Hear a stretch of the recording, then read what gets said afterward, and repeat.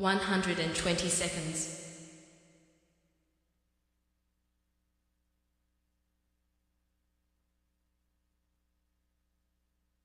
110 seconds.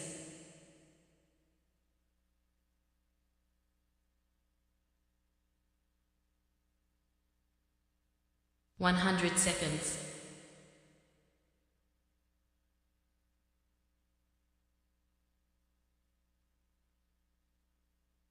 90 seconds.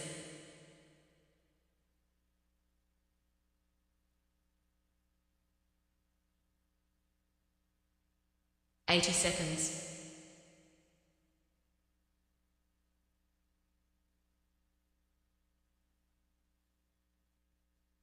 70 seconds.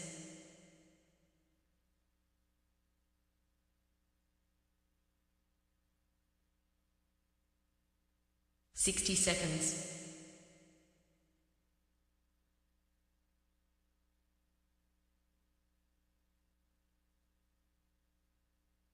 50 seconds.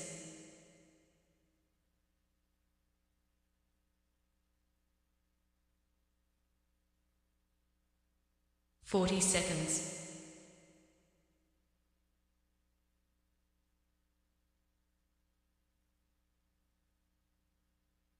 30 seconds.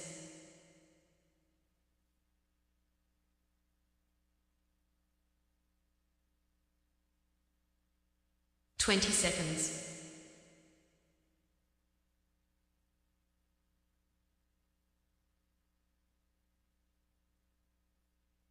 10 seconds.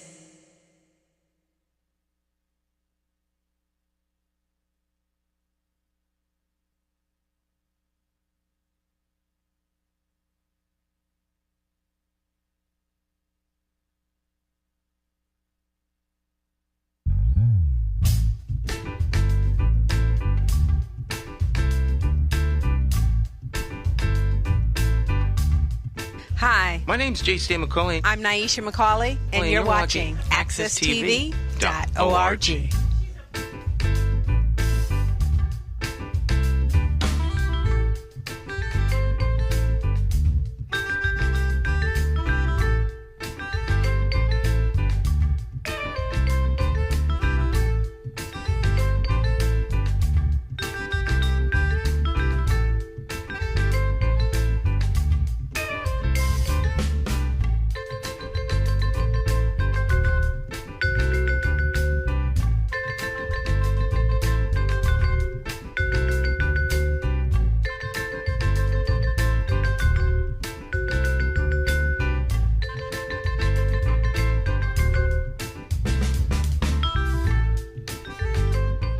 All right, my friends, once again, it is indeed time to get our talk on. It's Morning Talk with me, your host, J.C. McCauley, along with the champions of talk every morning at 8 o'clock, every Sunday.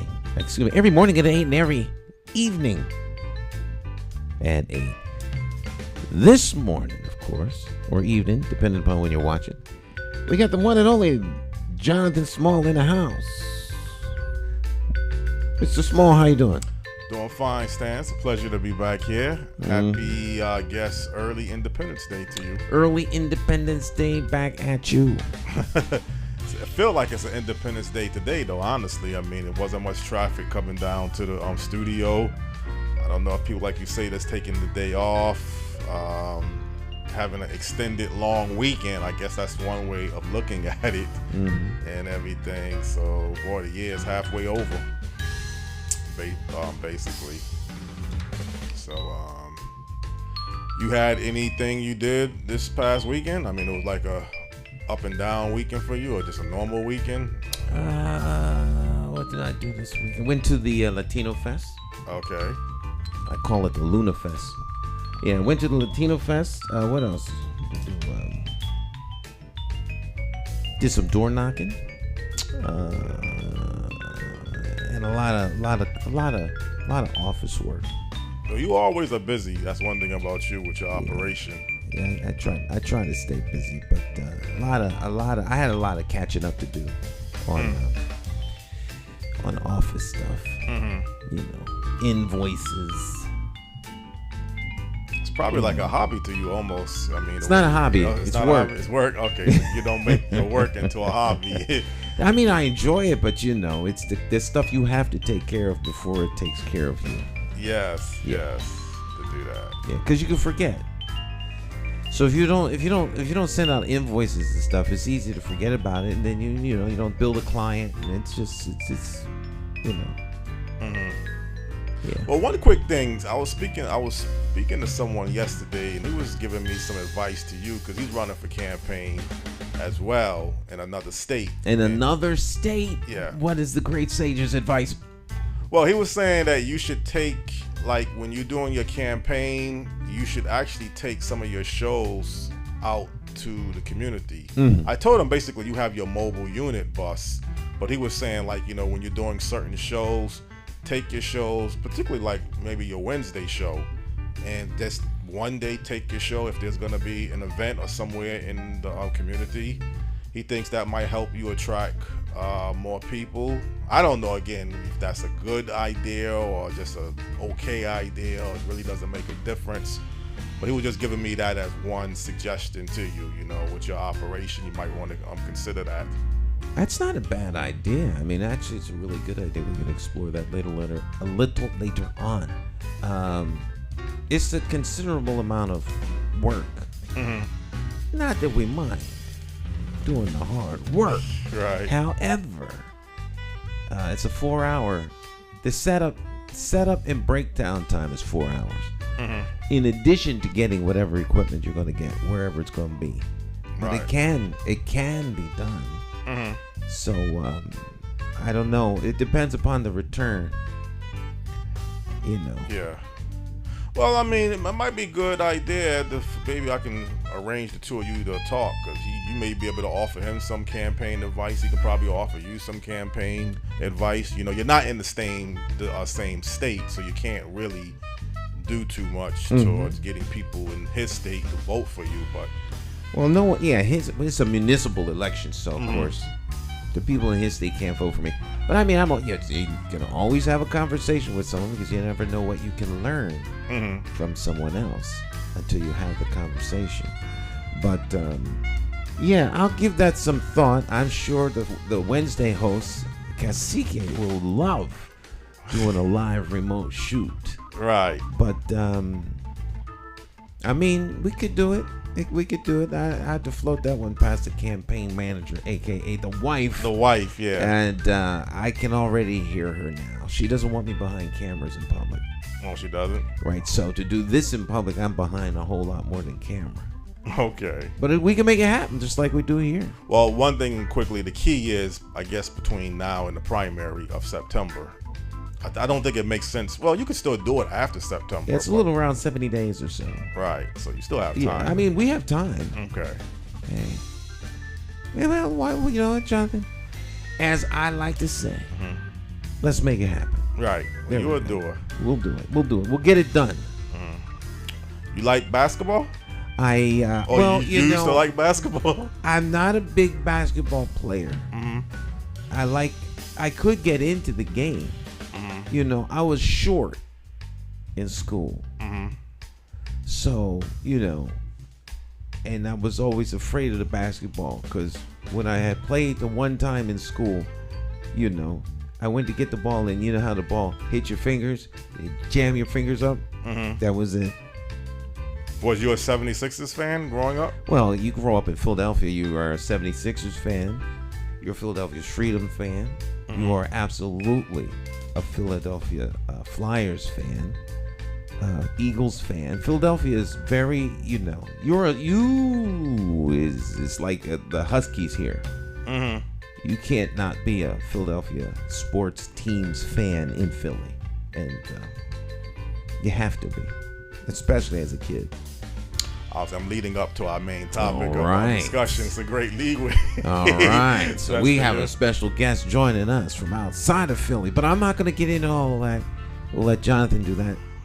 He's the official booker of guests, so he's going to introduce our special guest. Of course, we have guests from all over the world on Monday mornings. And this morning is no different. Okay. Well, good morning to people out there on Morning Talk Live with Jay Stan McCauley Talk Show. This morning we have an exceptional guest in the world of sports, and he brings a lot of insightful information, has a tremendous high IQ, I would say, in sports and probably many other areas of life, but definitely the sports world, and an excellent memory to go along with many other components. The guest this week on Morning Talk Live with Jay Stan McCauley Talk Show is a freelance sportswriter based out of Lancaster, Pennsylvania. No other than Gordon Jones or Gordy Jones. Good morning, Gordy. How are you doing? I'm well. Thank you so much for that introduction. That's very kind of you. Okay, no problem, Gordy. Gordy, could you kind of let people know a little bit about yourself and background briefly before we get into our main topic of discussion? Yeah, I've been in sports media since 1980, so it's been a long run. That's a lot of Sixers eras, for starting with Julius and going all the way up through Charles Barkley and Allen Iverson, and all the way up through Joel Embiid and the current. So the thing we wanted to touch on today, of course, is the last time the Sixers won the championship, which was 1982-83. It's kind of hard to believe that they haven't won one since then. They've only been to the finals once since then, and that's in 2001 when Allen was their guy. So it's been a long drought, and I'm sure that's making a lot of people restless, as Phillies want to do. But that's where they stand now. It's been a long stretch without a championship. Well, Gordy, going into 1980, the 1982-1983 Philadelphia 76ers team on era, it was a lot of high expectations. They had just recently come off a loss to the Los Angeles Lakers in the finals in 1982. They had pretty much the same team intact, but they made one major addition, and that was Moses Malone. Was that really, you think, the final piece of the puzzle of putting the 76ers in a position to win a particular NBA championship team? Absolutely. I mean, he was he was certainly, before that, they had always fallen prey to either Boston or the Lakers, and they of course all had very talented inside players. Kevin McHale, Robert Parrish for Boston, Kareem for the Lakers, and the Sixers had two capable guys, Caldwell Jones and Darryl Dawkins, but they weren't the player that Moses was. Moses was a multi-time MVP in Houston. He had been a multi-time rebounding champion, and they needed that one hard hat to kind of get him where they needed to go, and that turned out to be the perfect acquisition for their team. They ended up trading Caldwell Jones and a first-round draft pick, who turned out to be Rodney McRae, for Moses, and he fit in right away, and it was an instant chemistry with Julius Erving and Andrew Toney and Maurice Cheeks and all those guys. So it was quite a team, and Moses was the exact ingredient that they had lacked. The one guy that you really had to account for inside. And he was known for his offensive rebounding in particular, to the point that people sometimes suspected that he missed on purpose to kind of pad his stats, but he was the guy. I mean, they started that season 57-9, and then cruised through the playoffs. They won 12 out of 13 playoff games, and swept the Lakers in the finals. The Lakers had some injuries, which really factored into the sweep. James Worthy missed the series. Bob McAdoo didn't play much, and Norm Nixon got hurt in Game 1. And I suspect they wouldn't have swept him if those guys had been there, but it just felt like it was the Sixers' year that year. Well, let's backstep, because I'm a big Los Angeles Lakers fan, and I got to be honest, I dreaded Philadelphia. I didn't like that team. There was a lot of bitterness that particular year. But when the Los Angeles Lakers played the Sixers on December the 5th, 1982, they were full strength, and the Sixers came into the Forum and pretty much easily beaten the Lakers in that particular game. They had a rematch a month later, I believe a game that you had attended, January the 5th, 1983. Kareem was out of that game. Seemed like the Lakers, for some reason, might play a little bit better when Kareem is out. But I don't think anybody was going to stop that particular 76ers team. I think they were on a mission. They were committed, and Moses Malone just had a dominating particular season. Yeah. Yeah, that January 5th game, that's one of the greatest games I've ever seen. I mean, Magic had a triple double, and Julius had a big game, and Andrew Toney won the game in overtime with a little jumper in traffic. But that's there's video from that game that's often shown, that the famous Julius Erving rock the baby dunk over Michael Cooper that's shown again and again to this day. Mm-hmm. That happened that day. So it was quite a game between the defending champions and the champions to be, and I think the Sixers made something of a statement that day. It was kind of a shame that Kareem didn't play. As you know, he had migraines throughout his career, and he couldn't play that day because of that. But it was a wonderful game nonetheless, and the Lakers had a great team even without him. they were a deep, versatile team, and it was just kind of the Sixers' day, and ultimately the Sixers' year. Now, as a sports writer, you attend a lot of the games, particularly, let's say, the games at the Spectrum. Right. Was that one of the loudest arenas in basketball, or was it just? I mean, it seemed like to me, listening to it on television, it was a very loud arena, and I don't know. Yeah, I would say that's probably pretty accurate. It was. I mean, the arenas then weren't quite as massive as they are now. I mean, the Sixers arena currently, which is across the parking lot from where the Spectrum used to stand, is much more massive, much more of a multi-event kind of thing. As with all arenas, they operate best when there's always something going on, and that's always the case at their current place. But the Spectrum was smaller and much more compact, and the sound really really stayed, kind of concentrated on the court, and the fans were much closer to the court. So yeah, I'd say that's accurate. And the other thing is I'd say is in the playoffs in particular, I've always thought that the sound of the crowd in the playoffs there's something special about it. It's they're a little more attuned to what's going on, a little more engulfed in the action, and that certainly seemed to be the case that year. I mean, they had been close before, as you mentioned. They lost in '82 in the finals. They lost in '80 in the finals. They lost in '77 in the finals.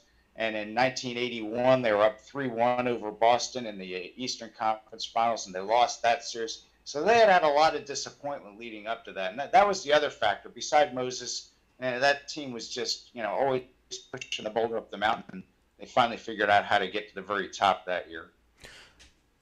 Gordy, some people say not only is this 1982-83 Philadelphia 76ers team one of the top 5 greatest teams of all time, but they could be the best team of all time. Do you have any opinions to kind of give evidence that this team, this particular year, could be the best team in professional basketball of all time? It's so hard to compare eras. The game has changed a lot. They don't allow hand checking as much as they did back in that era. The game's far less physical. Obviously, the three-pointer is, a big factor in how the game is played today. So, I mean, it's got to be in a discussion, I would think. I mean, you look at, for instance, the 85-86 Celtics. They were a great team. They went 40-1 at home. They had Larry Bird, Robert Parrish, Kevin McHale, and just a really deep team. Some of the current not the current Warriors teams, but the recent Warriors teams have to be in the discussion somewhere just because of the way they revolutionized the game. Certainly some of those Lakers teams also. And go back to some of the Bill Russell Celtics teams in the 60s. So I find it really difficult to compare eras, but I think there's somewhere in the discussion. My suspicion is that they're not quite as deep as some of those teams. I mean, Bobby Jones and Clint Richardson were great reserve players, but if you look at like the 85-86 Celtics, you can go down to the Scott Wedmans of the world and people who barely played but were all-star players elsewhere. So I don't know.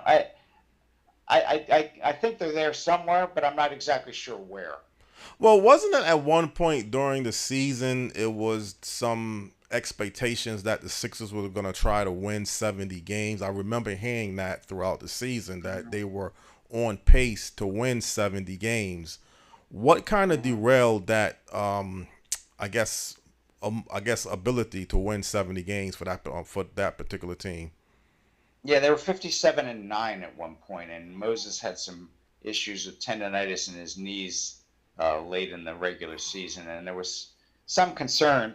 They finished 65-17, so they got close.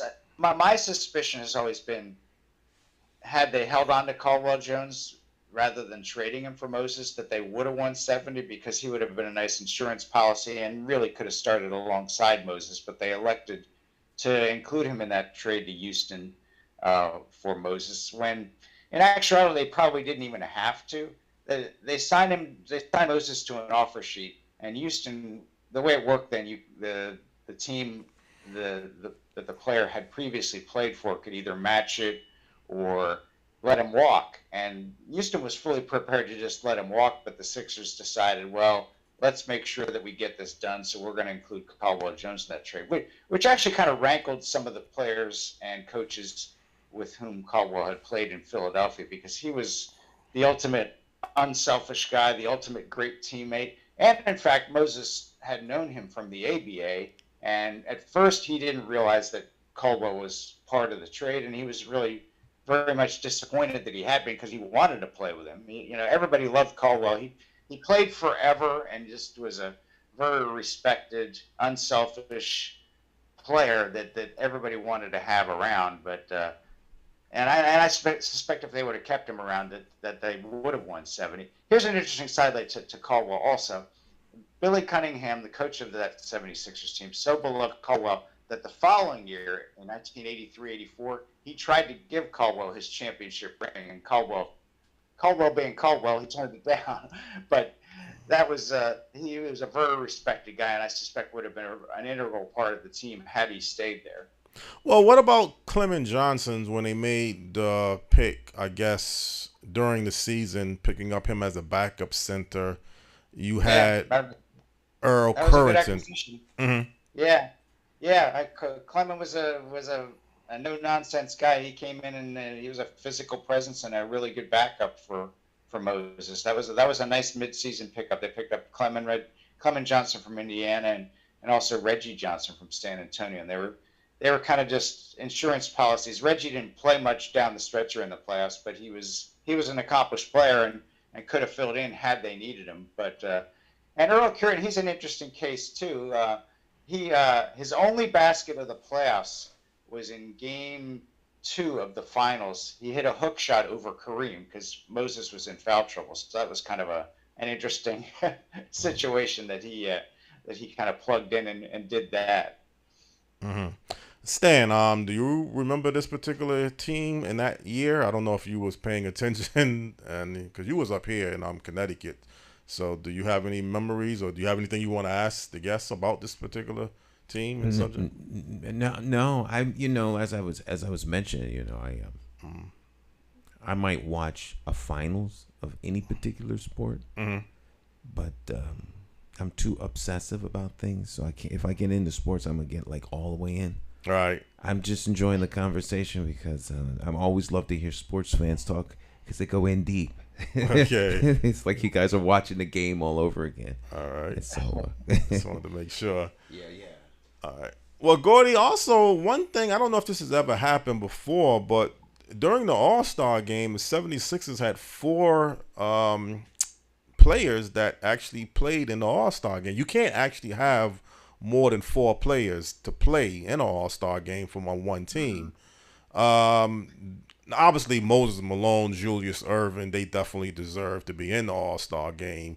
Do you think Maurice Cheeks and Andrew Toney was having such an exceptional year that they also deserve to be in the All-Star game for that particular season? Yeah, Andrew Toney was a really kind of a forgotten great player, and he was great that year and certainly deserved to be there. And Cheeks as well. Cheeks was,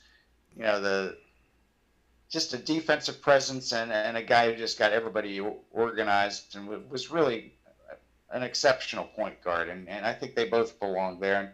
And, Maurice is now in the Hall of Fame, which it surprised me that when he got chosen, but I was happy for him because he was a guy that was always lurking in the shadows and was very respected, and everybody knew how great he was.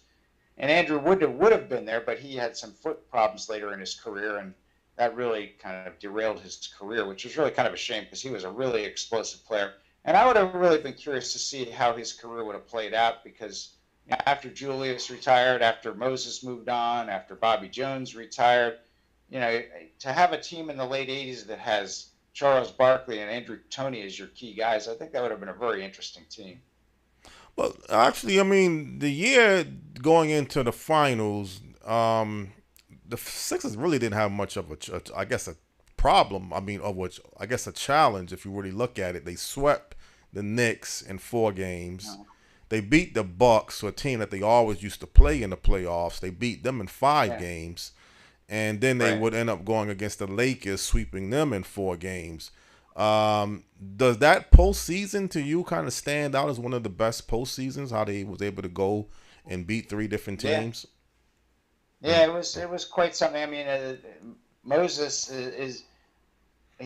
there's some people who debate whether he actually said it or whether it was sort of a columnist kind of taking liberties and kind of saying that he said it or saying that he would have said it, that he said faux, faux, faux before the playoffs. And in fact, on the Sixers championship rings, it said faux 5 faux. Mm-hmm. But I stand by what Bill Lyon, the late Philadelphia Inquirer columnist, once said. He said that if Moses didn't say it, he should have. So, so let's stick with that. And at any rate, it was just, as with the regular season, certainly the first 66 games of the regular season, every game was kind of the same. They just came out and just laid the wood to people. That's just what they did. I mean, they had some challenges every now and then. As you mentioned, they lost Game 4 of the Milwaukee series. That was the only game they lost. And the Knicks actually gave them a couple close games. The Knicks are actually up 20 in one of the playoff games, and the Sixers came back on them. So there were challenges along the way, but nothing that they were unable to overcome. Yeah, I remember Moses Malone dribbling the ball behind his back, or he did some type of spin move, and I said after that, I don't know if anybody could beat this team. I didn't because I didn't.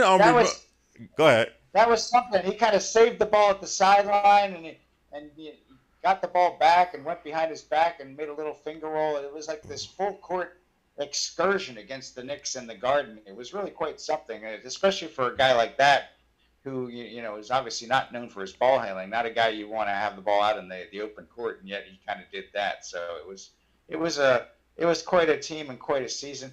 And it's always interesting to me too, just how you always had Moses and Julius there. They were always doing the heavy lifting, but you always had chances for other guys to kind of chip in and have their little solos. Like Franklin Edwards made a game-winning shot in the Knicks series. Bobby Jones had some exceptional plays in clutch moments in the Milwaukee series. So you always had guys stepping up at different moments to get the job done, and that was kind of their hallmark. They were just a complete team from top to bottom. Well, I think the key that you just said was it was a team. I mean, Bobby Jones, a defensive specialist, Mark Alvarone, sort of like doing the grunt work, the dirty work. Yep. Andrew Toney's was like a killer shooter. He could drive you to the basket. He can knock down a 3-point shot.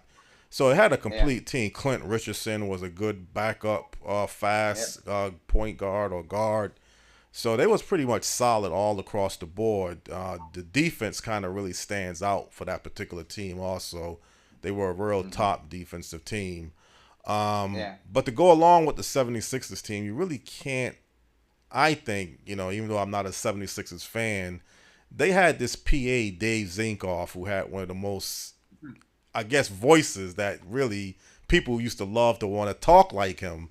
I guess explain a little bit about Dave Zinkoff. What kind of makes him so colorful as the the interesting thing about that era, this is another thing about comparing eras of NBA basketball. As we know now, it's become kind of this complete entertainment experience with videos and audios and dance teams and pep squads and this and that, and people, firing T-shirt cannons into the crowd. I mean, it's just how it is now. But in that era, you didn't have any of that. So Zinkoff was kind of the just a one-man show, and he had this kind of nasally voice, and he kind of had a real impish sense of humor. Like he would announce a license plate early in the game and say, "Your lights are on, your doors are locked, and your motor is humming." Mm-hmm. And of course, that got a charge. And then later in the game, he would give the same license plate number and say, "The doors are still locked, the motor is still running, and the lights are dimming." He would say things like that. So he had a real sense of humor about his delivery, and it really kind of, he had this way of saying, for instance, if they were playing the Celtics, which was always, as you well know, a fierce rivalry, and he would say, "Celtics call time," and it was always, I always thought there was just the right amount of derision in that, the way he delivered that, as if to say, "You guys have a little problem over there," or something. Mm-hmm. So he was really kind of an amusing, kind of impish guy. And the thing that always fascinates me is, again, getting back to the fact that it was a different era. You had all these Runyon-esque characters like him, and you had Harvey Pollack, who's kind of revolutionized the way stats were kept, and he was kind of an interesting guy. And yeah, Jack McMahon, who was this grandfatherly assistant coach and just known for, beating the bushes and finding players in unexpected places, like Maurice Cheeks from West Texas State, and Andrew Toney from Southwest Louisiana, and Clinton Richardson from up in Seattle. So he just beat the bushes and found these guys. And Al Domenico, who was like this former Marine who was the trainer, and he used to do things like whenever a player was traded, he would cut the head off of the player in the team picture and post it on a bulletin board in his trainer's room in the Spectrum. And it would say, "To our fallen heroes," it would say. So these guys are all kind of added a real color to that team. It was a really interesting team and an interesting era. And you don't really see that as much anymore. Now everything's very corporate and homogenized, and there's not as much individuality, I would dare say. So it was kind of an interesting era that way too. And then this NBA fan that you had, I guess, told me his name, because I used to always watch the games when they used to put them on television. And just one fan that would always get so enthusiastic and just excited. I mean, and I couldn't. I said, "Who is this guy?" What's his name? Was Steve Salmon? You said? Steve Solms, S-O-L-M-S. Solms. Okay. Yeah, he's no longer with us, but he was a real estate developer, and he was one of those folks who sat in the front row of the stands along the one sideline opposite the benches in the Spectrum.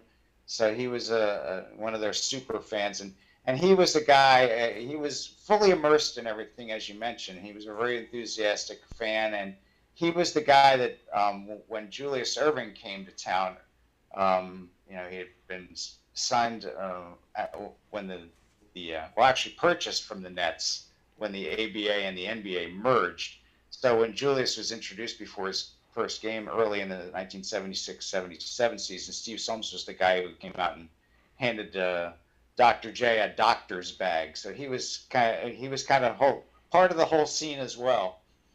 Well, he went crazy when Julius Erving did the cradle dunk, because they show clips of him, and I mean this guy. Yeah, he was a very visible presence, that's for sure. Mm-hmm. That is for sure, and made that team special and that era special as well.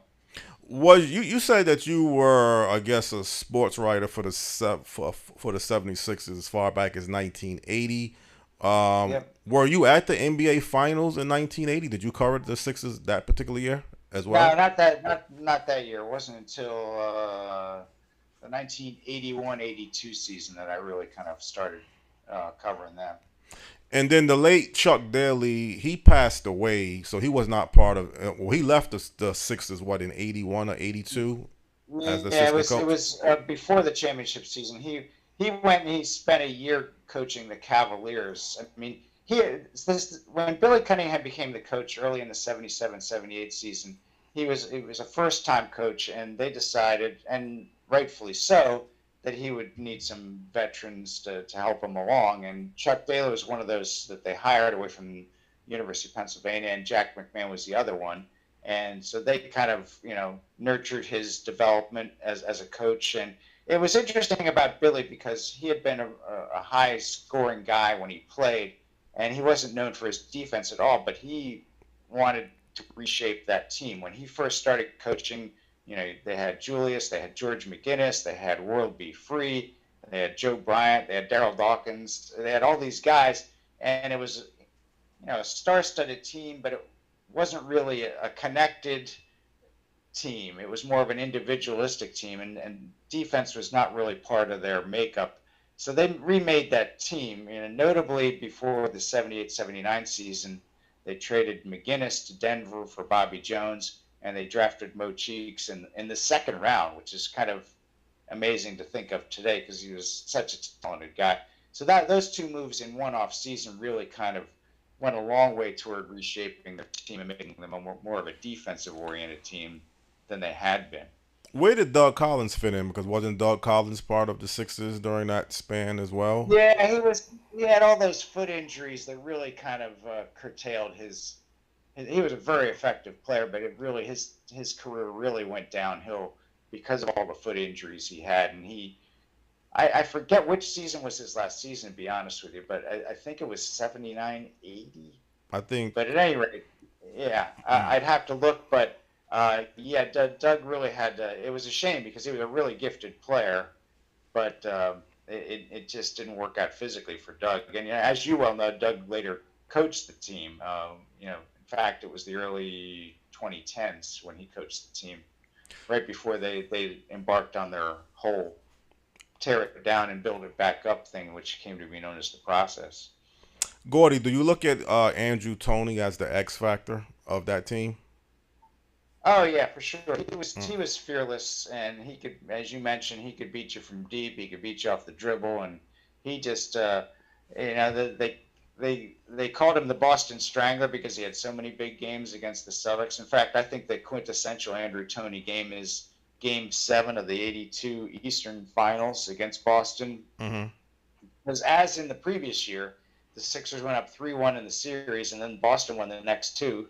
So now you're going back to Boston, tied 3-3, and you think it's going to happen again. And then Andrew went up there and just wore them out. He had 34, and they tried everybody against him. They had ML Carr on him. They had Chris Ford. They had Quinn Buckner. They had Danny Ainge on him, and he just wore them all out. And it was a really big-time performance in a clutch setting. One of my favorite Andrew stories is when he was a rookie, 79-80. He's walking into Boston Garden for the first time, and as you know, there's a train station below the Garden, so they let him off there, and he's walking around. He's going, "Where the gym at?" As if to say, I'm not impressed by this place. I can play anywhere. I don't care if it's Boston Garden. I don't care if Bill Russell played here. I just want to get into the gym and go at these guys. And that was Andrew. He had no fear. Well, I'm going to be honest. As a Lakers fan, I used to always wanted to model my game like Andrew Toney because that first quick, he had like a first quick step. They say he really wasn't fast, but he was very quick. He could go from, I guess, the outside to driving in the lane so quickly. And I just thought that guy was just explosive, how he could shoot. He was just a deadly, like you say, had he not gotten injured, and he would have kept that same pace, he definitely would have been a Hall of Fame player. He was just really there's no doubt in my mind. It's just a terrible shame that his career got derailed the way it was because, as you mentioned, he was quick, he was strong, and he was just fearless. He just wanted everybody. He just went at everybody. He didn't care about your reputation. Mm-hmm. He just knew that you were the guy standing between him and where he wanted to go, and that's what he was going to do. He was going to go at you, and he was a really unique guy that way. Stan, does your father like the 70s? I think I asked you this question before. You said he's more like a football fan. So no, he's 76ers. He's a 76ers Sixers, fan? Eagles, Phillies. Okay. Was he? Did you talk to him when they won that championship? Do you remember anything about this particular championship team? Was anything that kind of? No, I was not that much of a. Okay, so you don't. We this was for me like. In my growing up in Philly, the Flyers were really big for 2 years, and everyone played street hockey. It was very, very big, and I grew up in Bucks County, which is outside of Philly, And no one was in school that day. They closed the school because of Flyers Parade. So our world was more in playing street hockey everywhere. Mm-hmm. So I missed out on the Philadelphia. I missed out on the whole basketball era coming There, because of street hockey. Well, again, Gordy, I mean, where does the 76ers kind of stand for Philadelphia? Is they one of the – if you had to say for Philadelphia sports teams, would the Sixers be the number one team, or is it the Eagles? Is it the Flyers? Is it the Phillies? It's the Eagles far and away. It's the Eagles have really kind of they dwarf everybody else now. Oh. And I think the Phillies just went to the World Series, so I think the Sixers are probably no better than third on the list at this point. It's just because of circumstances, and they've been unable to get over the hump.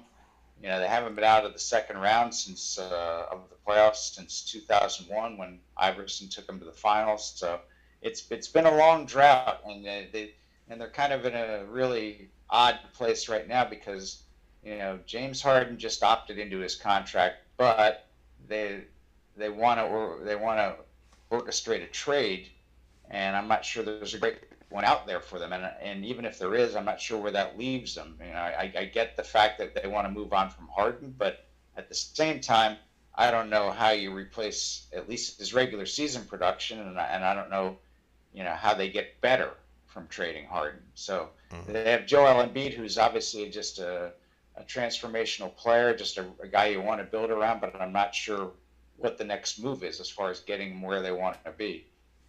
Yeah, but Gordy, at that time, back in 82, 83, I think everybody throughout the country had three NBA teams. Either you were a Lakers, Celtics, or Philadelphia 76ers team. Unless your local area where you live at, obviously you would root for them. But if you took a neutral place like Connecticut here and other parts of the country, and the Sixers and the Lakers and the Celtics just seemed like they were the main top three teams. I mean, were they that successful that they just stood out? I guess you can put a lot of other factors like Larry Bird, Magic Johnson, Julius Erving, kind of like the showmanship of the game.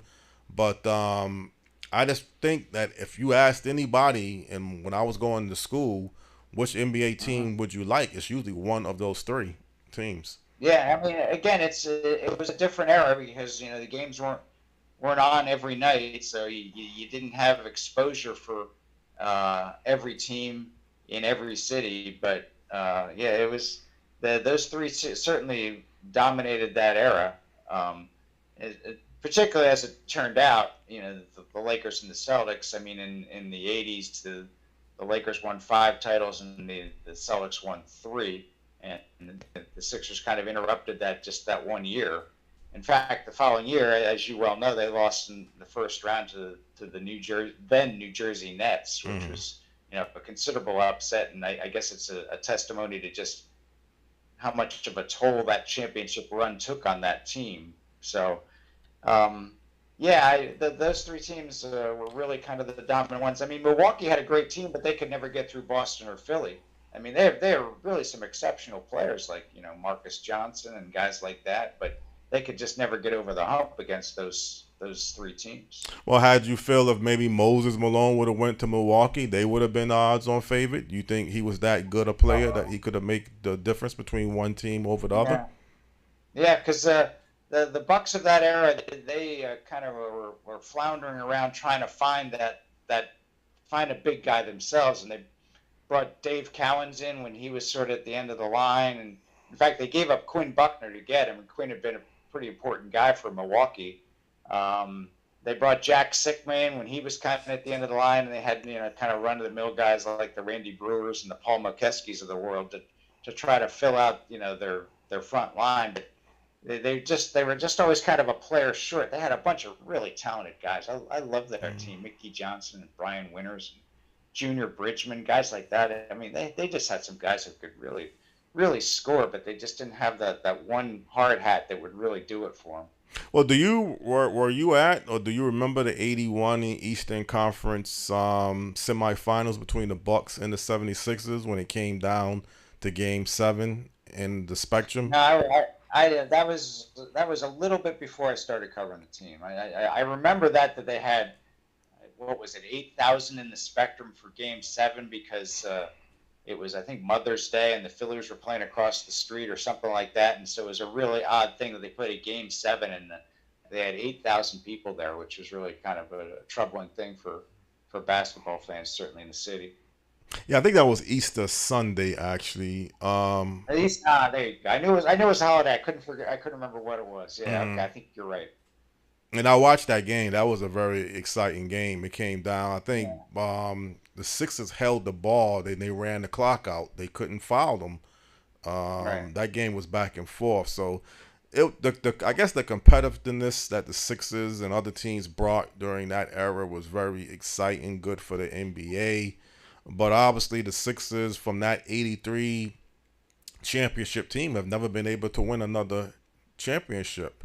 Did this Yeah. kind of surprise you that they broke up the team sort of in '86, trading Moses Malone and giving up their draft pick? I believe they had Brad Doherty, I believe, and then somehow they screwed that up and made some changes. Yeah, they made two trades on the eve of the draft in '86. They traded Moses to um, Washington for Jeff Rulin and Cliff Robinson, and they traded the first overall pick, which turned out to be Brad Doherty, to Cleveland for Roy Hinson, and it just really derailed them for, as you might imagine, because it just didn't work out. Rulin was never healthy. Cliff Robinson and Roy Hinson never really worked out, so it really knocked them off their axis. It was really kind of a, I mean, if you, I always maintain that if you make one of those trades and not the other, you're okay. But I didn't understand the thinking. I guess they worked Doherty out and didn't really care for him, and they didn't want to take Lenny Bias for whatever reason. I mean, who knows? Who knows if they knew something that other people didn't, but they decided they didn't want to go there. So it was they kind of outsmarted themselves and ended up making two horrible trades, and it really derailed them. And the other thing was, of course, Julius retired, Bobby retired, so the team got old in a hurry. So maybe that 82, 83 would have been their only shot, just for those reasons, that they had been together for a while and those guys, were kind of past their prime. So it was bound to go downhill. But certainly, those two trades accelerated the downward plunge. Well, it seemed like when they drafted Charles Barkley in '84, it was like he was the replacement sort of Julius Erving and Yeah, a complement of yeah, Moses Malone. But like you say, some other mhm, factors of Bobby Jones retiring shortly after, Julius getting older and he retiring. mhm. So there was some, and then Andrew Toney with the foot injuries. Nobody really saw that coming. But No, didn't the owner get a lot of flack though shortly after, like he was kind of breaking up the team? What, didn't he let yeah. Pat Williams, the GM, go? I mean, how did that whole thing fall apart? Yeah, well, right after the 85, 86 draft, Pat Williams went down to Orlando to help start the Orlando Magic. He was a very respected general manager. He had been there since 1974. And also, Jack McMahon left after the 86 draft. And yeah, Harold kind of rubbed a lot of people the wrong way. He was kind of a hard-driving guy, and he had his opinions, and he was going to make his voice heard. Um, for example, when the Sixers made the trade with Cleveland for Roy Hinson, when they traded the top overall pick. Pat Williams called up the Cleveland people and he said, "Can you throw in $800,000?" Which is, of course, a big pile of money. And he came back to Harold and said what had happened, and Harold said, "Well, why didn't you get a million?" so, Mm. so I think he was a hard to please guy, to say the least, and he certainly was going to make his voice heard. And he made the one move that they really needed to make shortly after buying the team when he brought Moses in. But you could certainly question a lot of the other things that occurred on his watch. So you couldn't put him in the same category as an owner like Jerry Buss because he just don't have the success track record No, that the Lakers no, it have. was it was a it was a one shot deal during the Harold era, and that was it. The 82, 83 team, that was it. And after that, I mean, I think you'd certainly fairly question a lot of the things that happened on his watch. So how are the 76ers fans of Philadelphia taking the Sixers? I mean, you say they kind of rank third. Do they have any belief that they're going to ever get back to the finals and win it? Is that any belief that Well, you... I'm beginning to want. I mean, you never know from year to year what's going to happen. I mean, strange things happen. I mean, for instance, you draft Tyrese Maxey 21st overall. You don't expect him to be the player he's turned out to be. So weird things can happen. But boy, it certainly has been a long time, and a lot of different ownership groups and general managers and this, that, and the other, and they just haven't been able to get over the hump since 2001 as far as reaching the finals, and since '83 as far as winning the finals. So it's just really hard to do, and they're caught in this rut now where they can't seem to get beyond the second round, despite having Joel Embiid, who's one of the best players in the league. So it's really, you never say never. I mean, it's bound to happen at some point, you would think, but it's certainly not on the immediate horizon that they're going to get there. I don't see that. I don't think anybody does. So I wonder where they go from here. Like I said, they're kind of in an odd place now because they want to trade Harden, but I'm not sure they know where, or that they know what they can get for him that would really alter the face of their team and make them appreciably better. Did their coach Doc Rivers get fired, or did he just step down? I mean, how did that whole thing fall apart? He got fired. He got fired.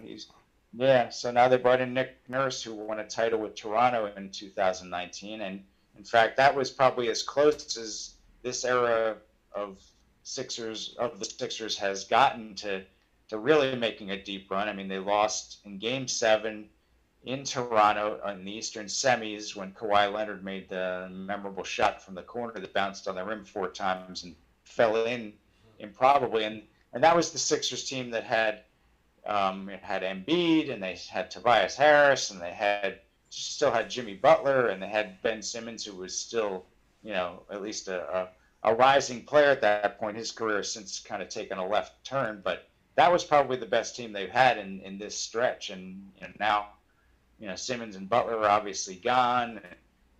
Tobias Harris might very well be following them out the door because he's going into the last year of his contract. So they're still kind of shaking up the mix again.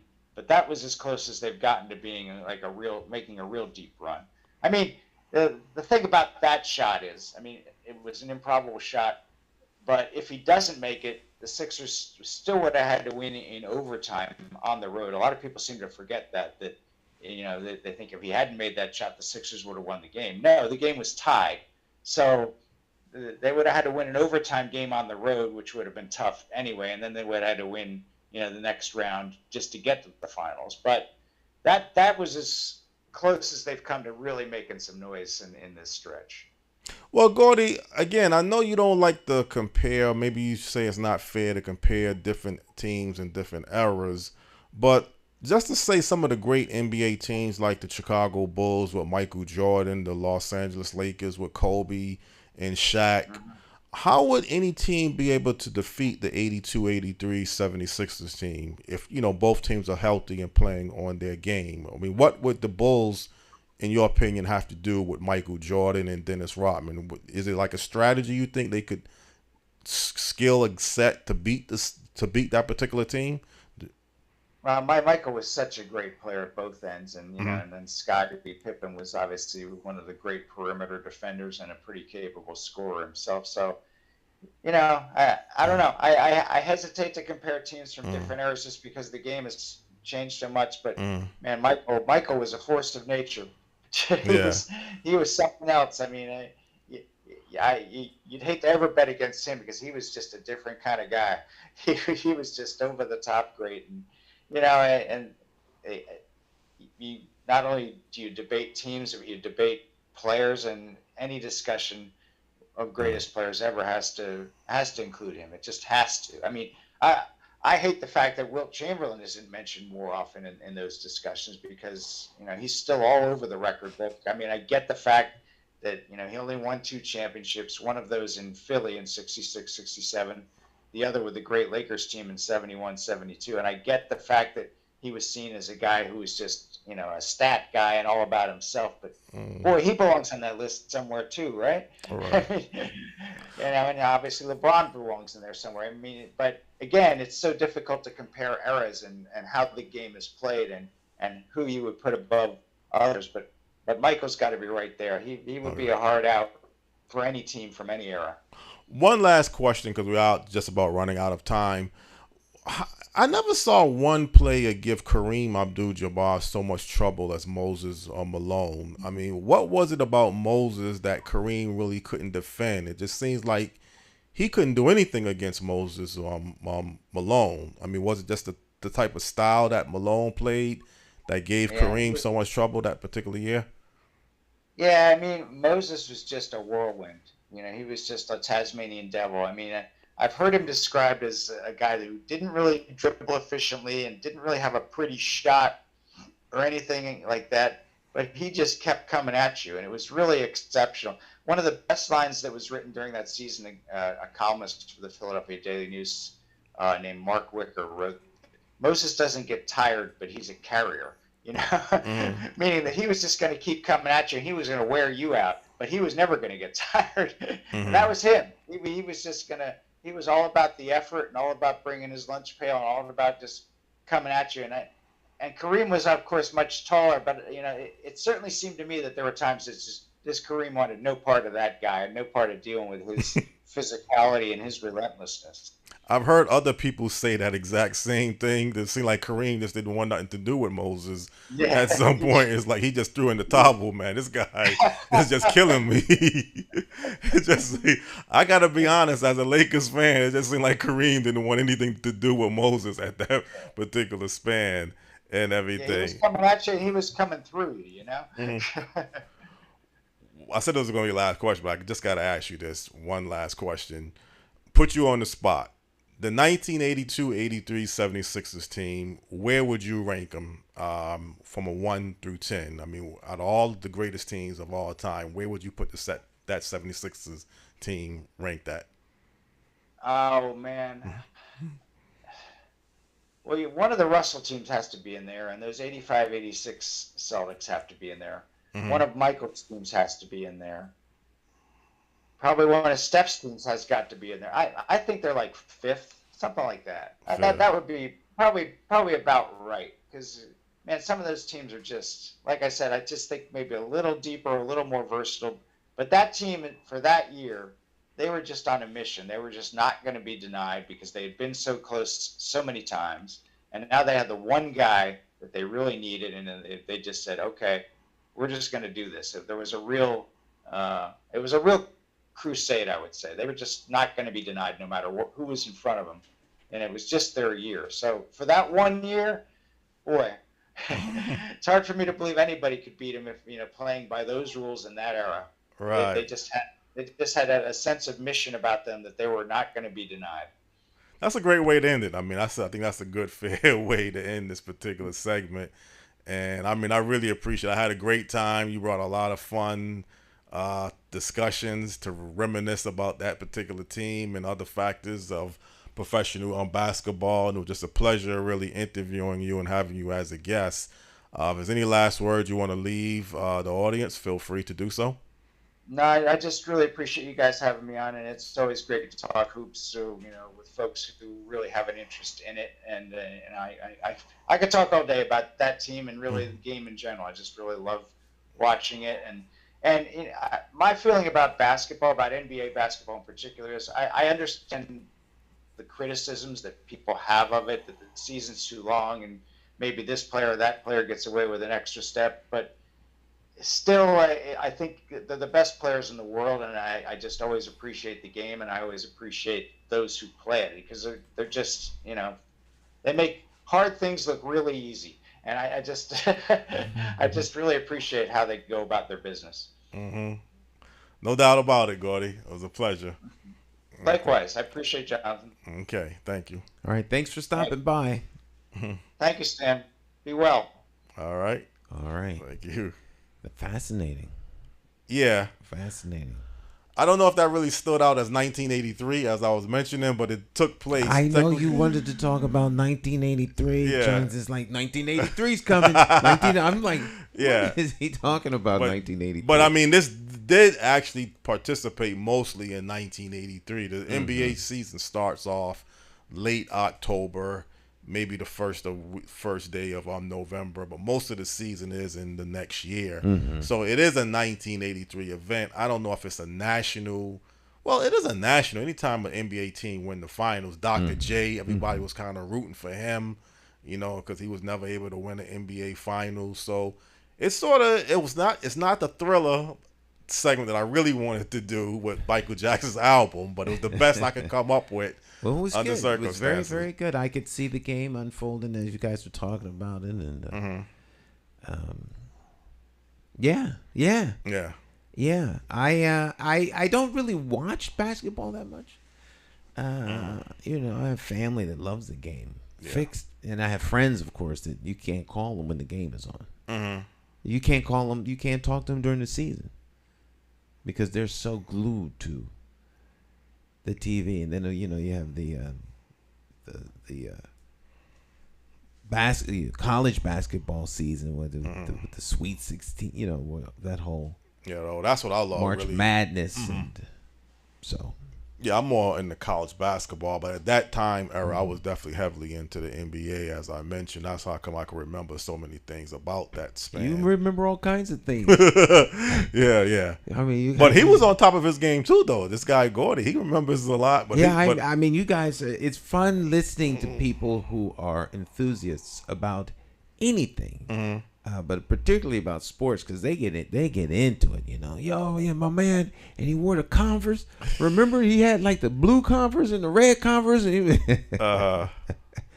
and so folk get into it. Well, one thing, I like the past. I mean, I guess I heard you and McCauley, y'all are two science fictions. Y'all can watch science fiction. Science fiction movies. Now McCall's gonna call me. And talk for 4 or 5 hours. Which I never mind having a conversation with my Cal, but a 3-hour conversation with him minimum that's a short conversation. Because we could talk on the phone for 4 hours. Easy. Real easy. But let's take a short break. All right. And then we will be right back. It's Morning Talk. I'm here with Jonathan Small. We'll take a break and come back on the other side. Don't go anywhere. Hey, Hartford, Connecticut, I'm talking to you. We got to get out and vote. Vote for Stan McCauley. It's our time. We got to rise up and take it back. Vote for Stan McCauley. Vote for Stan. Vote for Stan McCauley. Vote for Stan. Vote for Stan. Oh yeah. It's more than politics than just what your social covers. And it ain't somewhere written down in bold letters. Don't just take my word for it, do your research. Think of your future, look at your bigger picture. Suit and tie, clean up, unity for the righteous. Plotting on action, hands-on access. With a light source vision, door-to-door knocking. Guerrilla style marketing, brainstorm as a collective. Real neighborhood suggestions. Only we know what it is where we living. To make real life decisions. Move on facts, make it manifest back.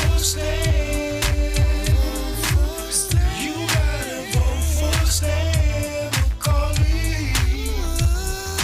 Vote for Stan. Vote for Stan. Vote for Stan. Oh yeah. Look at your city. Stop. Take a look around. Is opportunity flow into your house? Are you working? Wait, can you save some money? And is your neighborhood safe? Or is it a homicide every night?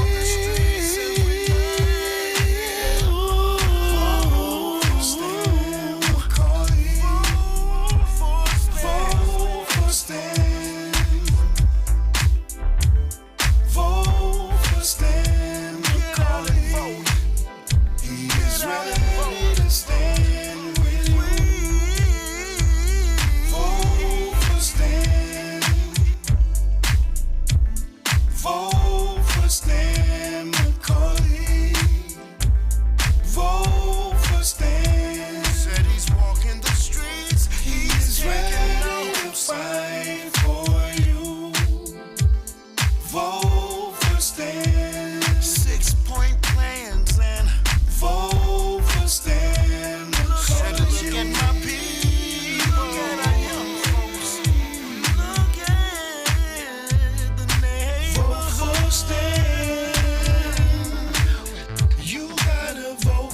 Stan McCauley. Vote for Stan. Vote for Stan. Vote for Stan. Ooh, it's time to make a difference. Get out and vote. Get out you and vote. Go and vote. We can change it, yeah.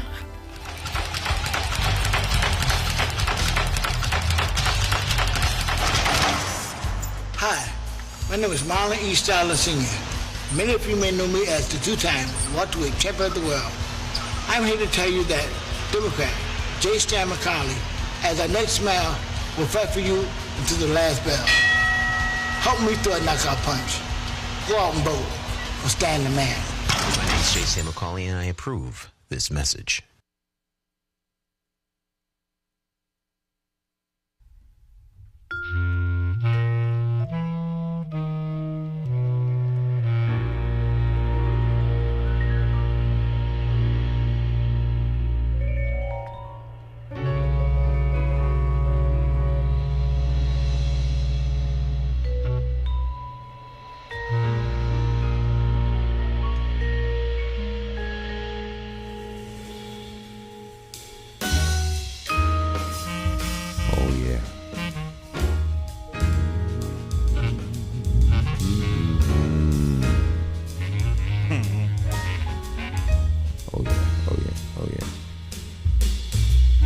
Morning Talk, welcome back. J. Stan McCauley here with Jonathan Small.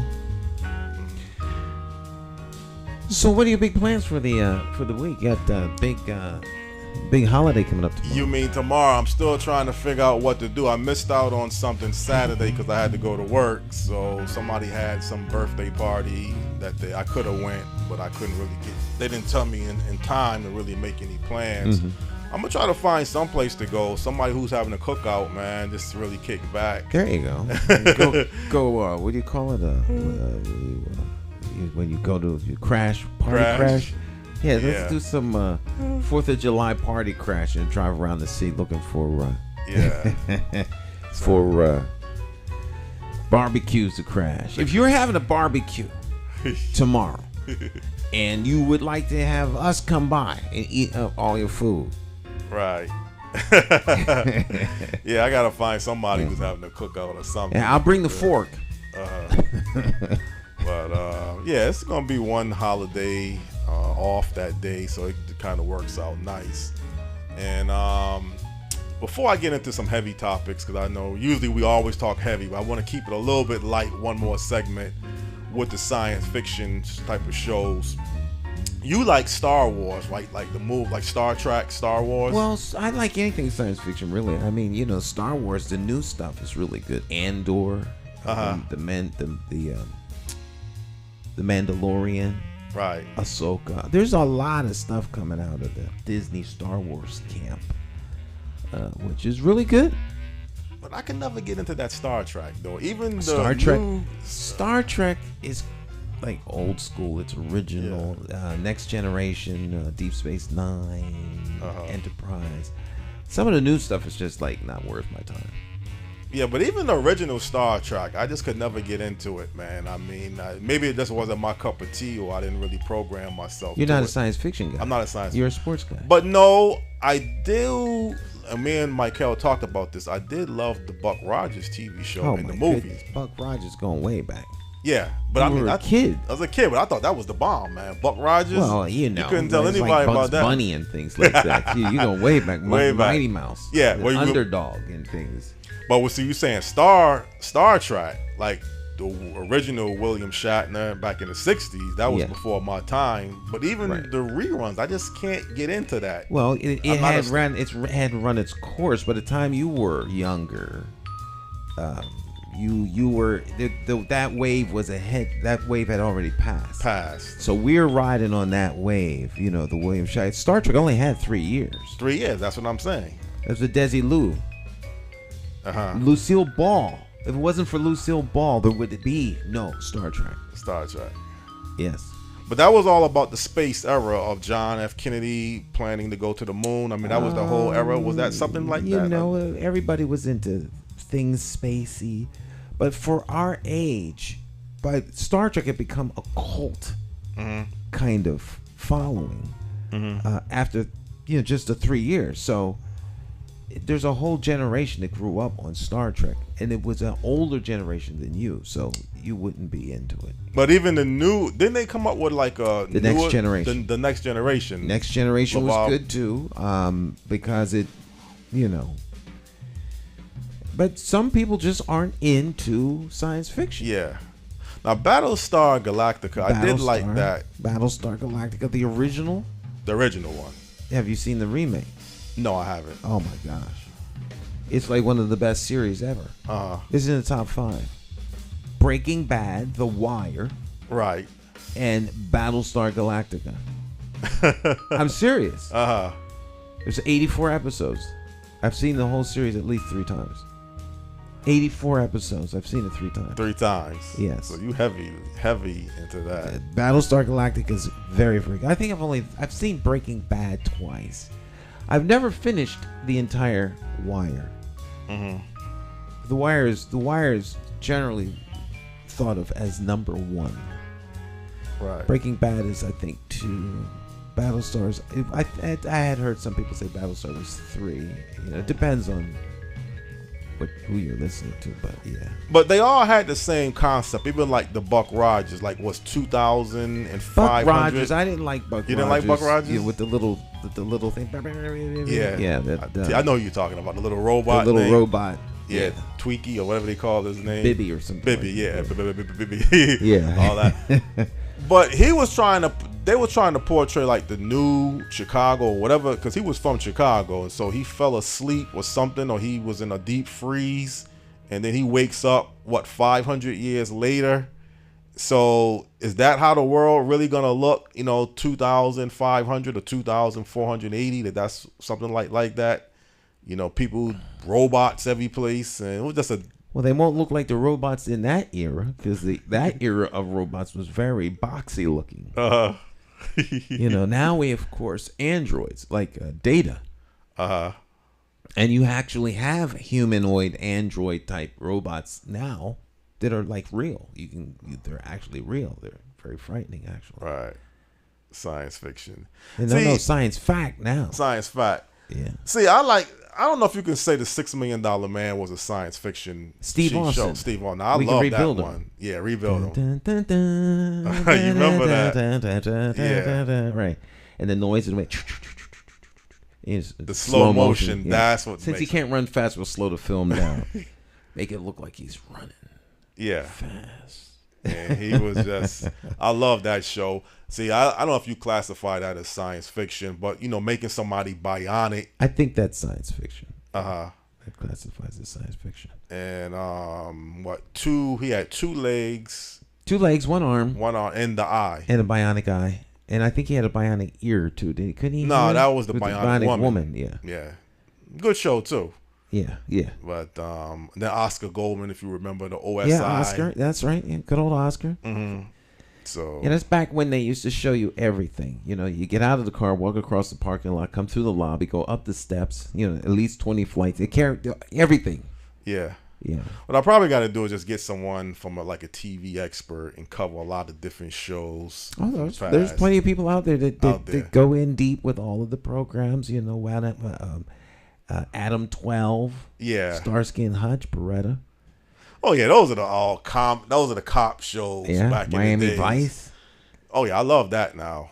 But what's this guy McCloud though? He rides the horse from New Mexico. Yeah, he was a law enforcement. A law enforcement. Now I love that show. McMillan and Wife.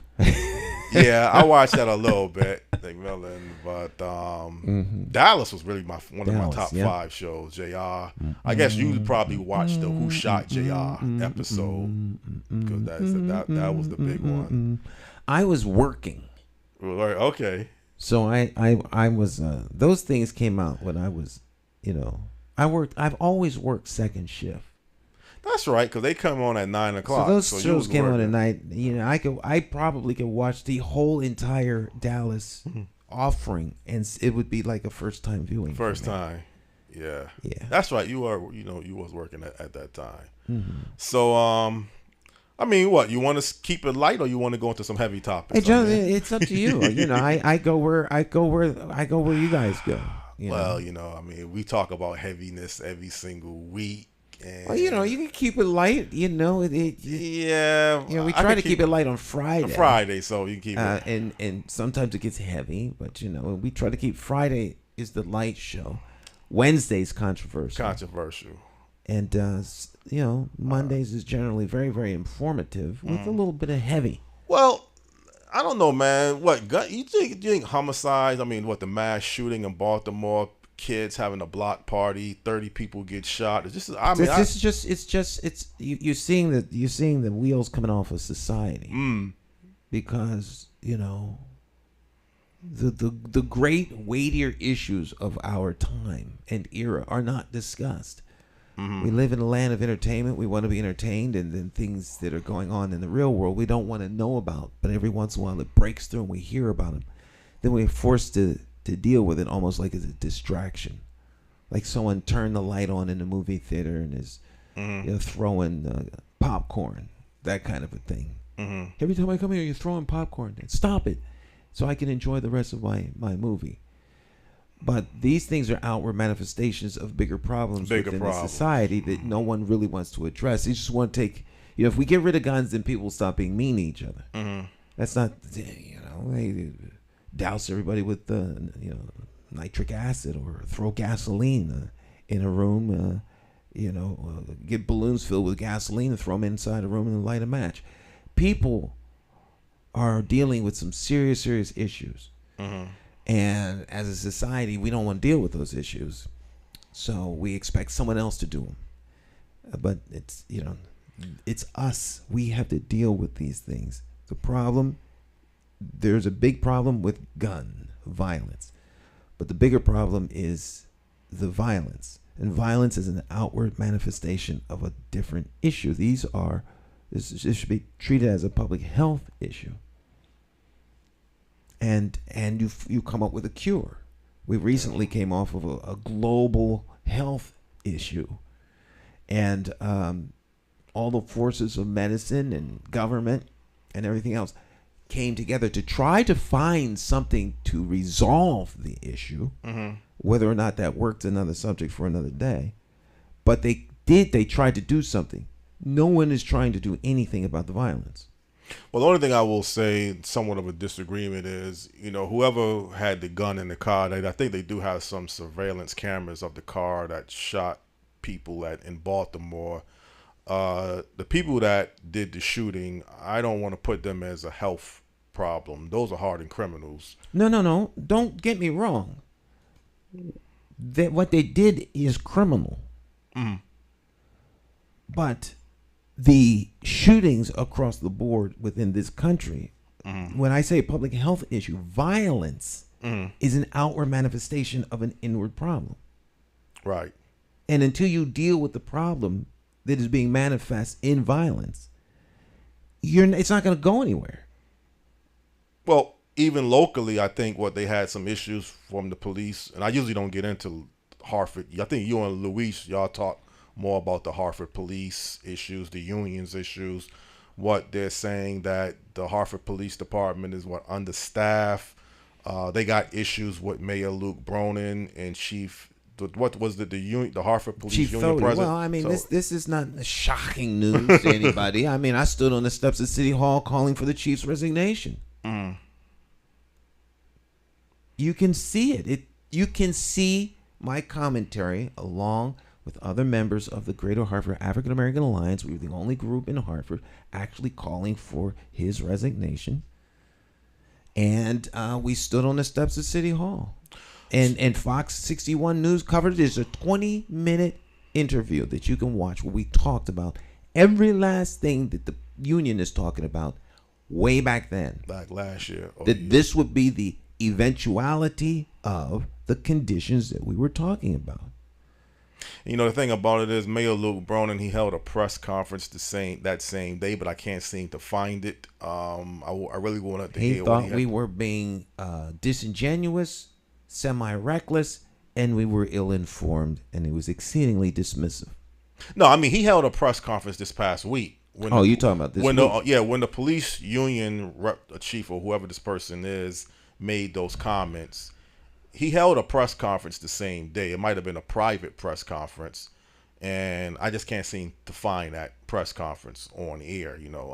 I don't know. But I really want to hear what he had to say to respond to what the police, was it the police union steward that made the comment? The president.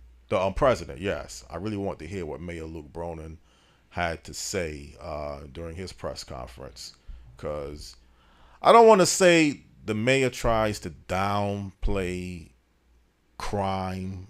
He will come out and say it's a serious problem, but I don't know. And I think what you said last week, you just feel you could do a better job as mayor, for the city of Hartford. Not so much that, all these problems, but you just feel like you could do a better job. But these are some hard issues. I mean, when you talk, somebody got killed today in Hartford. So these are some hard issues that you're talking about. If adding more police to the Hartford Police Department is a good start, would you like to see 500 police officers, or would you think that's the problem? We need as many police officers as is necessary to do the job. Okay, that's fair. It is clear that we are understaffed because police officers are leaving the department. You will break its capacity to maintain order. And that is an unacceptable issue. Public safety is not a political issue. Public safety is a public safety issue. And there's a certain level of responsibility that those that are elected to represent the constituency in the management of the city have to maintain and keep public order. And public safety, which goes a lot further than just the police. The fire department, the flood control. I mean, it goes on. There's a lot of things involved in keeping the city safe. And it takes human capital to do that. And if that human capital dips below, you have an issue. So what happens if,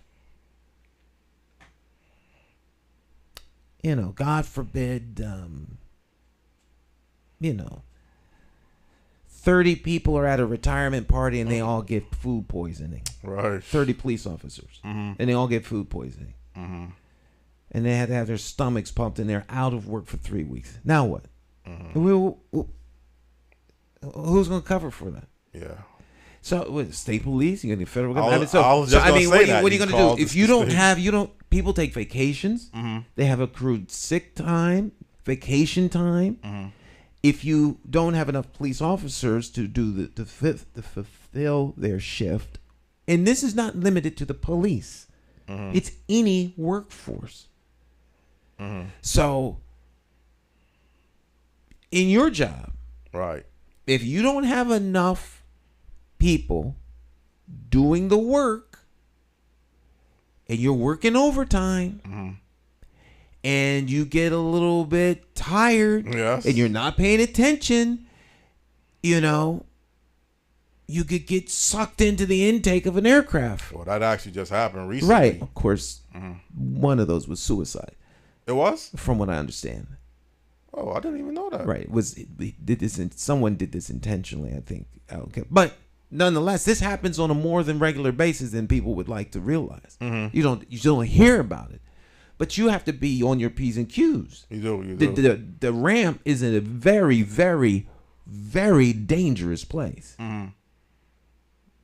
Very dangerous. And so your alertness goes. Police officers get stressed. You're working overtime. You're not getting the proper sleep. You don't eat properly. Next thing you know, you have somebody that's agitated. Instead of de-escalating, you're escalating. All of these things work together. And people are human. Just like folk go into the office and have a bad day. Police officers have a bad day. Firefighters have a bad day. Doctors have a bad day. Ministers have a bad day. People have bad days. Yeah. And so you can limit those by having a workplace that is conducive to work and engaging in a happy, a fulfilling environment. These things are intentional and they require good management. And a lot of times, a lot of places, you don't have that good management. And therefore, the workforce suffers, the company suffers, the product suffers, and then, ultimately the customer, or in our case, the constituent suffers. Mm-hmm. Well, these are some horrific incidents, man. Suicide, violence in general. I mean, yesterday I'm listening to some mother, probably can't be no more than 30 years old of age, chastising her teenage son, about to hit the son, telling the son, don't put your arms up. I mean, you can see where problems are going to lead to. Now, you're a young teenager. You're growing up in this type of household day after day after day. I don't want to say abusiveness I got any proof of that, but you can see a lot of red flags just by that 10-minute me watching what I've seen for 10 to 15 minutes is telling me that this parent or this person is probably not the best fit parent. Well, they might not be the best fit parent as you look in from the outside, but they could be an overstressed parent. See, in communities, when you see stuff like that happen, and what you could do is you could go over there and say, hey, what's happening, I was thinking of having a little block party, and I was just trying to get some buy-in from neighbors on the street. We might do something Saturday. If we do, I'm just giving you a heads up. We'd love for you to join us. Yeah. Start to build relationships, and now you have someone to talk to. Maybe there's no one for them to talk to. Yeah, that's a big part of it, and this person may also need some professional help beyond that too. That's part of it. What you just said is a starting point. But if that doesn't work, for whatever reason, then they need some other resources, some other alternatives. Well, if one step doesn't work, we're not in a position to determine what that person needs other than from sideline viewers. But if you actually want to get involved, you could actually go and talk to them. There's ways that you can intercede. Neighbors can intercede. Well, that too, but also there's like a lot of other reckless behavior that's going on this street. Not just this one person. I guess every community you're going to have some bad apples, some bad elements, and it's just going to be a way of functioning. So then the question becomes, what do we do about it, Jonathan? Yeah, I don't know what you really do, to be honest, because we have to come up with some solutions, because what we're very good at as a society, and we're experts in Hartford. Well, one solution is coming up with what's wrong. Yeah. We identify wrong real well. Well, what are we going to do about it? Well, that's what I just said earlier. That guy going around shooting people, that's a criminal problem. You got to get this person off of the street. He's trying to shoot 30 different people in Baltimore. These are people you have to get off of the streets. Well, that's a given. Yeah, and I don't think we're doing that good a job, evidently, if these type of people are roaming our streets with guns and looking to kill innocent people. But Jonathan, in my never to be humble opinion, these kinds of discussions always happen after the event. No, but I can see things leading up to that. So then, if there's a red flag, where are the people who are responsible for the red flag identifying and then interceding? If someone's driving around looking to kill 30 people, well, I don't know. Those individuals should be stopped way in advance, but no one knows that that's actually what they're doing. Right. So the conversations always happen after the fact. So we have a society that is coming out of a pandemic where people's social order has been totally disrupted, where a lot of the safety nets that people had, churches, mosques, synagogues, are gone. They just disappeared off the face of the earth. Where you have community assets that go in and help keep the calm, they're gone. Right. You emerge from that, there should be somebody who has enough forward thinking to understand that when these things come, when you come out of these things, there's going to be issues associated with them. What are you doing to intercede? I would venture to say very little to nothing. Well, I would say, I don't know again how the employment. There is a situation where if you're a productive citizen and there's jobs, I recommend it maybe here locally, put a job fair I guess we do have job fairs time to time, so this is nothing new, having job fairs. But there's a high unemployment of people just roaming around doing nothing most of the day, which I think is going to lead to other problems. That's not necessarily true. The people roaming around in West Hartford ain't leading to problems. No, but I'm saying a lot of things like, beef and fight and arguments and all of that. You can sense where problems are going to come from. So if there's people arguing, that is a clear indicator that there may be an outbreak of violence. So we could intercede before it gets to a particular place. Yeah. We don't. Folks sit back and they watch. Then they complain when someone pops off, goes wild because they were offended by something. So it's your business or it's your citizen right for everybody that's having a personal, because you got to be careful with domestic incidents. You better know what you're doing when you're going to intervene in a domestic. I don't think it's your right. I think it's an obligation that we have as neighbors in a community. A community is self-policing, self-educating, and self-sustaining. If you can't police your community, then you don't have one. Well, if the neighbors don't care for one another enough to say, hey, can you come here a second? I need a little help with my phone. It doesn't mean you jump in and try and break up a fight. There are ways to get people to calm down, to move them away from what it is that they were doing. Intercede. Yeah, if you call the police, they'll stop. Well, I don't mean call the police. You don't want to go that route. Care enough to just have a conversation with someone, Jonathan. Right. There's so many different ways people can intercede if they had a community. Yeah, I agree with that. I may not believe it's a real community. I may not believe what I'm saying.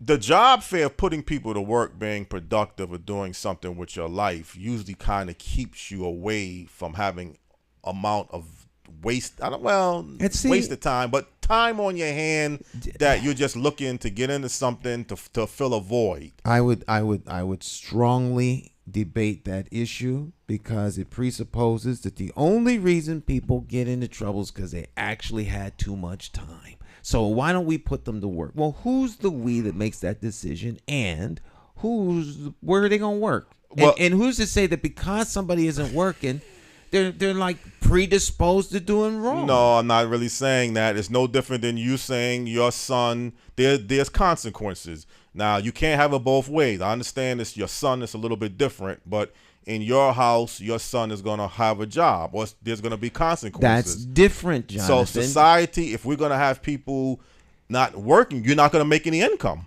Jonathan. Those are the reality consequences. This is a circular conversation we have ad nauseum. You cannot go out into the street and tell society you need to get a job or there's going to be a consequence. Who has the right to do that? You don't have to tell them. They're going to realize when they have no income coming in that is going to be a consequences, which could lead to something else. So I don't have to tell nobody if you don't have a business or you don't have a product to sell. If you don't want to work a 9-to-5 job, then it's not going to be consequences. You're going to realize, unless you turn to crime, that week after week after week, right, you're not going to have no income. Just like what you're saying with your son, you're trying to prepare him early. We're making a giant leap from people shooting up a crowd to folk not having a job. You're talking about things that should be common sense to most human beings. Right. People know that they need to eat. And they will find a job. You don't have to have a job fair for them because they have to realize it's their responsibility to go out and get a job. The job fair can kind of be the placement assistant sometime. You have... And so if you don't have a job fair, are you suggesting that they won't be able to find their way to get assistance? No, I'm saying... Because that's why you're making it sound. The job fair can sometimes be awareness of jobs that you may not be aware of. Okay, somebody told me about a particular job I was not thinking about. I didn't need to go to no job fair, just a networking base of somebody letting me know about a particular job, and then you go apply for the job. So if there are job opportunities out there that people don't know about, they're not prepared for, I don't know if that's where the job fair falls into the solution piece. Okay, a person may have a lot of different companies that's looking for people. You can go on Indeed, other sources, and check, online for different companies that's out there. Well, I think that's a whole nother subject. Whole other subject, right? I know. To me, we're talking about intervening where there's red flags. Yeah. And people on the edge where if there's no intercession there, that they're gonna go out and shoot people up. But you didn't like my advice of calling the cops, though. I said no. I didn't say that. You didn't say that? Okay. If you see someone engaged in some sort of criminal activity that requires law enforcement, then you should call the police. Right. I'm suggesting that we should be neighborly enough, community-oriented enough, that when we see or hear disturbances, that we care enough to intercede. We know them. Hey, Billy, what's up, man? I don't want to interrupt y'all. Can I ask you a real quick question? That's enough sometimes. Right. You don't wait until the person's over there beating the other person with a baseball bat, and I knew that was going to happen. This has been increasing for the last 6 weeks. Well, this person was saying, like, this is my son telling somebody else, I don't want my son over here doing that. It seemed like, I'm just going by an observation, this person would try to contradict you or saying, don't be telling me how to raise my son. I'm not saying for sure that's how that person would have responded. Right. I'm not talking about you going over there telling them, don't you be hitting on your son. I'm saying diffuse the situation, right, by having them come talk about something that seems totally off topic. And in doing so, you pull them away from that human activity of being angry and yelling and screaming at the son. Then, over the course of the week, you have some conversations. Sit down, have a coffee, a beer, whatever it is that people do. Sit on the steps, talk. And then you can begin to reason with people. And then say, yo, is everything all right at home? But these are you ease into these conversations because you have a community. Right. And you're neighbors with one another. You're right. We have people who are neighbors who would listen to each other argue, but would never ring a doorbell and say, how are you doing? That's not a community. Right. It's not the government's responsibility to make sure you all do these things. It's the community's responsibility.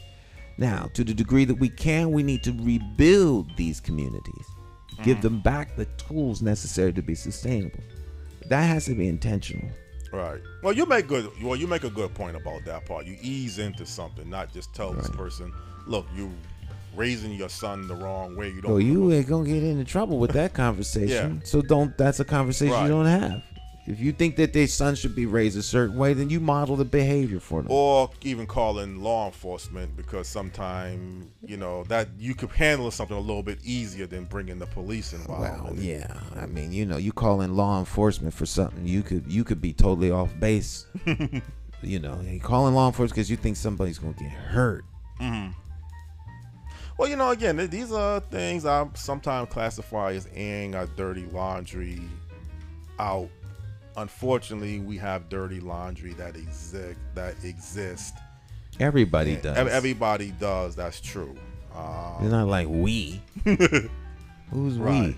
That everyone has stuff they don't want other people knowing about or talking about. Yes, but how we go about dealing with it, sometimes, bringing it out to the public is not always the best way. Like you say, maybe you handle once things once it's public, now everybody weighs in on your issue or somebody else's issue.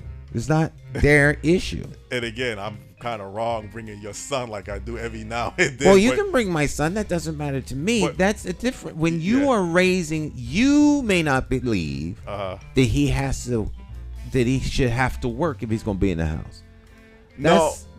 I believe what you're saying, but I'm saying that could be part of the problem towards the community. Maybe other parents or other adults don't see it, because you were saying in the long run you're not going to kick him out, but you want to make sure that if he's not in a position to have an income, if you are of working age, my daughters know this. They're 13 and 12. Right.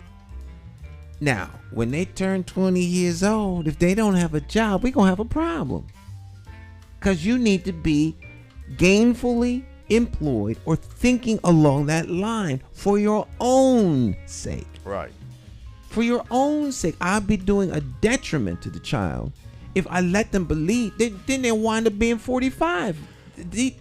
But time goes by very quickly. But the only thing is, and I know you're running for mayor, and I know you had a good economic game plan with bringing Y3K Global Media, because Jonathan, that was in 2007. Right. Well, no, that was 2011. 2011. That was a long time ago. But the fact is, that same concept, what you just stated about your children, has to be towards society. I'm not saying on you.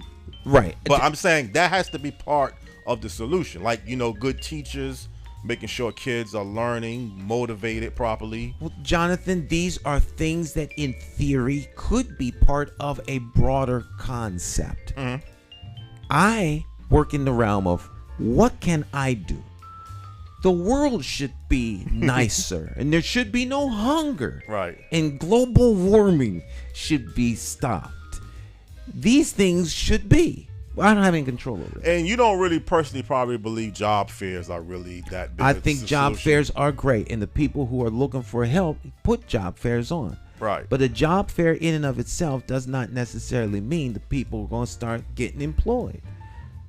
Well, the late Larry Childs was one of the first persons that told me. And we're running out of time, Oh, we are? Okay. Yeah. That's that music. Right. I don't know. I'm not paying attention to the time. The problem, he said, in Hartford is not, this was probably about 20 years ago, the problem is not jobs. This problem is you're not getting the jobs. Or really, he should say the problem may not be good jobs, that you have good companies that pay well. It's just people are having some time of difficulty getting the good jobs. Well, we are initiating something. We released a press release this morning, the closing the literacy gap. First and foremost, people need to be real about what the situation is in Hartford. 61% of the adults in Hartford are functionally illiterate. They can't read an ATM machine. Right. So if you have a population that can't read, can't fill out an application, in what capacity are these people employable in a technologically growing society? So, you can have all the job fairs you want. If people can't qualify to get the job, you still have a problem. So we need to rebuild our communities. We really need to rebuild the capacity and the human potential that we have in our citizens if we want them to truly be able to be in a place where they can function and be better contributors to the society and rebuild our communities. These are intentional things. That's a great follow-up to your Wednesday show, this illiteracy campaign that you said you have in place. Yeah. That is an excellent solution. Because it's the sixth point in our 6-point plan in terms of priorities, realigning Hartford's priorities to help get Hartford where it needs to be. It's more than a vibrant buildings downtown. It's actually the human beings that make up the community that live, whether they're downtown or Frog Hollow or North End or South End or Asylum Hill or Blue Hills or Behind the Rocks, or you're going to leave somebody out and get in trouble. Any of the 17 communities that make up Hartford, they're people. A community is people. It's not buildings. It's not how much money can be extracted. It's people. Well, again, your approach is not to look down on people or make people feel ashamed because they can't read or write. It's try to help them where they can't We read. want to help people learn how to read or write. So the challenge will be, I'm going to learn Spanish. Oh, okay. I'm going to become conversationally fluid in Spanish in 4 years because I'm functionally illiterate. I'm totally illiterate when it comes to Spanish. Right. All right. So I can't read or write Spanish in a city where Spanish speaking people are the majority. All right. So just like I'm saying people need to be able to better have command of English, I'm talking about English learners. Yeah. All right. I'm not talking about Spanish speaking people or any of the other 76 ethnic groups that live in this international city. I'm talking about English people, people coming out of high school and can't read or write or function. So if I'm going to ask people to take that challenge, want to remove the stigma, make it a challenge, then I'm going to put myself in the same boat. So I'm going to learn Spanish. If I can do that, then we expect that other people can do the things that they need to do. But we're going to roll this all out on the 11th of July. We're going to have a big press conference in front of City Hall. That's next week, actually. Next Tuesday. Next Tuesday. Yeah. All right. But we're out of time, Jonathan. All right. Great show. Great interview. Great ability. A great format that you put together, and I appreciate this. All right. Jonathan Small every Monday in here with you all. Always have a special guest joining us. Special thanks to our music man, Jay Hogarth, and of course you all out there. And our guest today, Gordy. Thanks for joining us. We'll see you all real soon. Bye-bye.